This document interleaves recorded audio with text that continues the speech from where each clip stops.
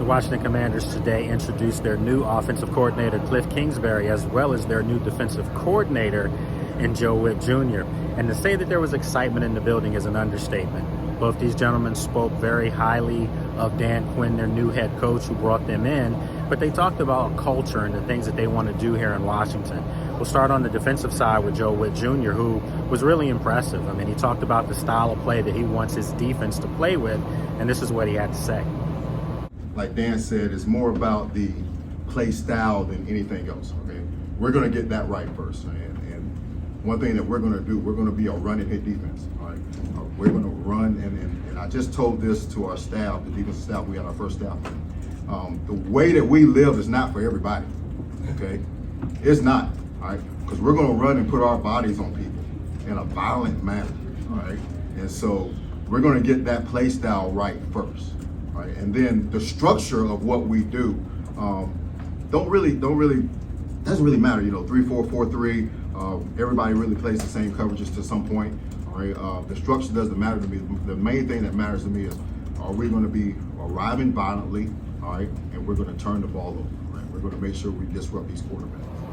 So that's the kind of stuff that should get you excited if you're a Commanders fan. A defense is going to fly around the field, put a body on someone, something that they didn't do over the past several seasons.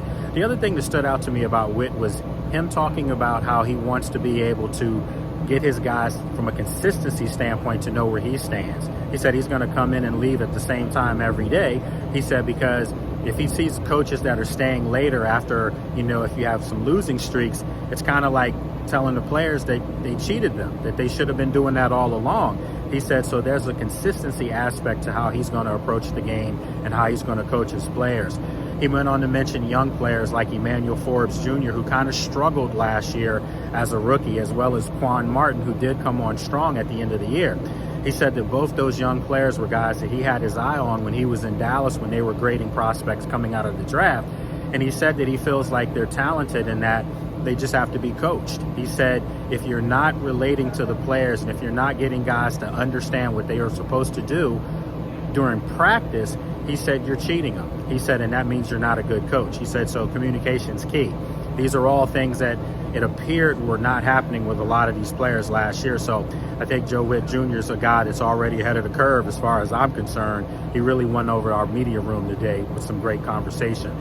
As far as Kliff Kingsbury, he was a little bit more quiet, a little bit more laid back and subdued in his answers, but nevertheless, he's a guy that talked about how he coached Patrick Mahomes, Baker Mayfield, and of course last year Caleb Williams out at USC, who's a prospect that Washington may be trying to maneuver to get. So, you know, you talk about all these different variables that he brings to the table. He did mention that, yeah, you know, he was with Mike Leach, the late, great Mike Leach, as far as putting in that air raid offense at Texas Tech.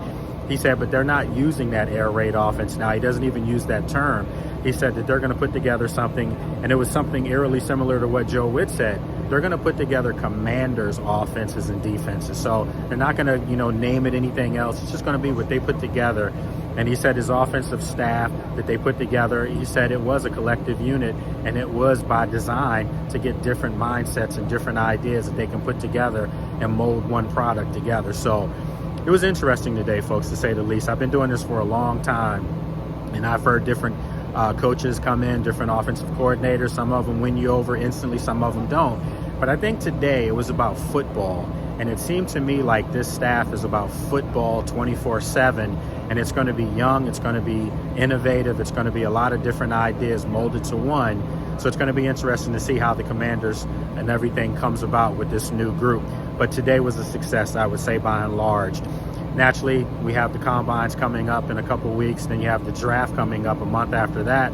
So there's going to be a lot of football talk and where this team's going direction-wise with who they're looking at as far as the draft, as far as free agency. So we've got a lot more time ahead of us to dissect this offensive staff, the defensive staff, the special teams. And then, of course, next week on Wednesday, right back here at Commanders Park, we're going to have an opportunity to meet all the other assistants. So we'll get a chance to get to know them and talk with them.